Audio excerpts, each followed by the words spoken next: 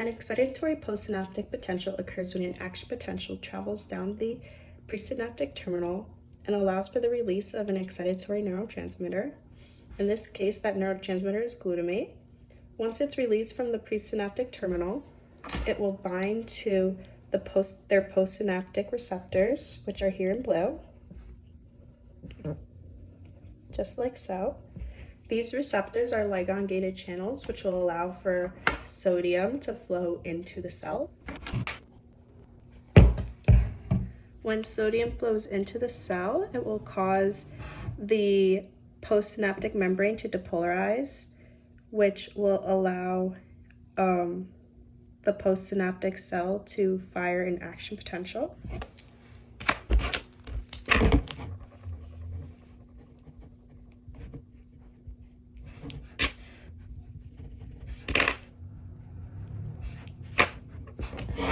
To get a closer look at what happens in the postsynaptic terminal when sodium enters,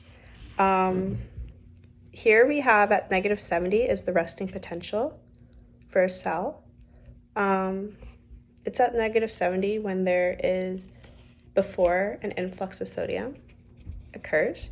When sodium enters the cell, it will cause the cell to depolarize or become less negative.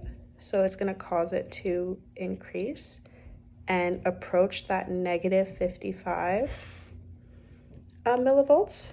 And that -55 indicates the threshold for an action potential to take place. So to sum up an excitatory postsynaptic potential, it's when an excitatory neurotransmitter is released from a presynaptic cell and causes the influx of sodium into the postsynaptic cell, which in turn causes the cell to depolarize, allowing it to reach an action potential. An inhibitory postsynaptic potential is when an action potential travels down the presynaptic neuron and causes the release of an inhibitory neurotransmitter, such as GABA.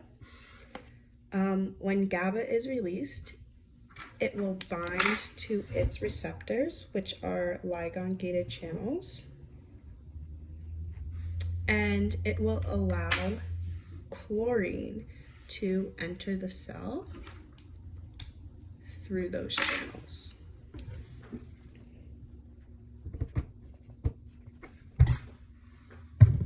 When chlorine enters the channels, it's going to cause the postsynaptic cell or membrane to hyperpolarize, which means it becomes more negative, which means it's less likely to fire an action potential.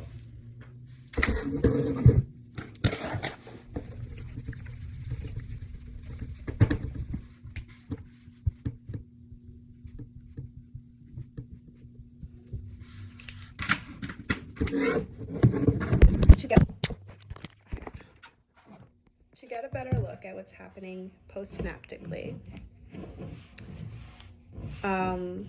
here is the membrane potential, the normal membrane potential before the influx of any ions. Here's the threshold, and when chlorine enters the cell, it's going to hyperpolarize or become more negative. So it's going to go down and stray farther away from that threshold. So it is less likely to fire an action potential. All right, so the key differences between an excitatory postsynaptic potential and an inhibitory postsynaptic potential is that in an excitatory postsynaptic potential, an excitatory neurotransmitter such as glutamate is being released, and in an inhibitory postsynaptic potential, an inhibitory neurotransmitter such as GABA is being released.